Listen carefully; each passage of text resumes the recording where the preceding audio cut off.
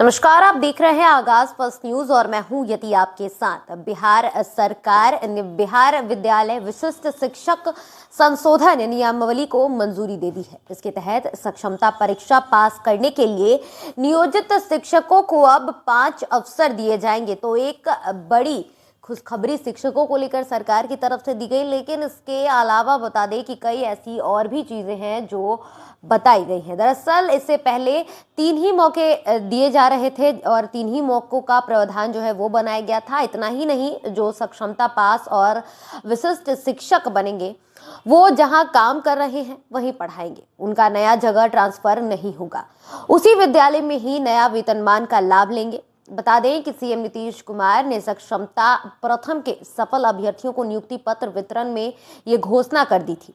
बताते चले कि बिहार शिक्षक नियमावली के तहत अब ऐसे शिक्षकों पर कार्रवाई की जाएगी जो गलती करेंगे।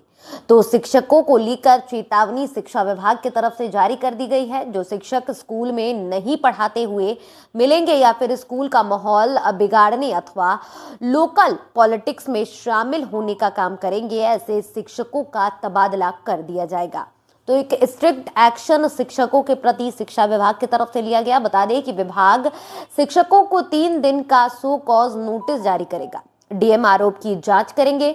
दोषी पाए जाने पर जिले के अंदर या फिर डीएम की अनुशंसा पर जिले के बाहर ट्रांसफर उनका कर दिया जाएगा। बिहार शिक्षक मंच के अध्यक्ष द्वारा इस पर प्रतिक्रिया भी सामने आई, जिसमें नई शिक्षक संशोधन नियमावली में डीएम को अधिक पावर दी गई है। नियमावली में लघु दंड के रूप में शिक्षकों का जिला में अथवा जिला के बाहर ट्रांसफर का प्रावधान जोड़ा गया है। यह ट्रांसफर करने का अधिकार भी डीएम को दिया गया है। इस पर शिक्षकों में कई जगह नाराजगी देखी जा रही है, तो कई लोग इसके समर्थन में है। इसके अलावा बता दें कि बड़े दंड में निलंबन और बर्खास्तगी का भी प्रावधान तैयार किया गया है। बीते दिनों बिहार में 2 शिक्षक लोकल पॉलिटिक्स के आरोप में सस्पेंड हो गए थे। इसमें बंशीधर ब्रजवासी, जो कि वर्तमान में एमएलसी चुनाव जीत चुके हैं, तिरहुत से स्नातक वाला जो चुनाव हुआ था इसमें, और अमित विक्रम का नाम शामिल है। नियमावली में पहली बार ये जोड़ा गया है कि शिक्षक विद्यालय की सेवा के बाद वित्तीय लाभ के अन्य कोई काम नहीं करेंगे, यानी घर पर ट्यूशन आप नहीं पढ़ा सकते।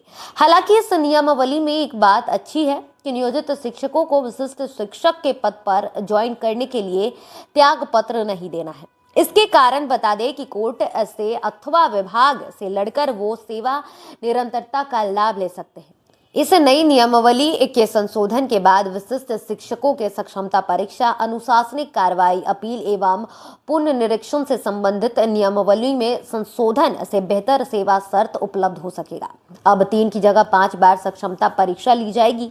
पास होने के बाद जो शिक्षक यहाँ यानी कि जहाँ पर वो पढ़ा रहे हैं वहाँ पर ही योगदान देंगे।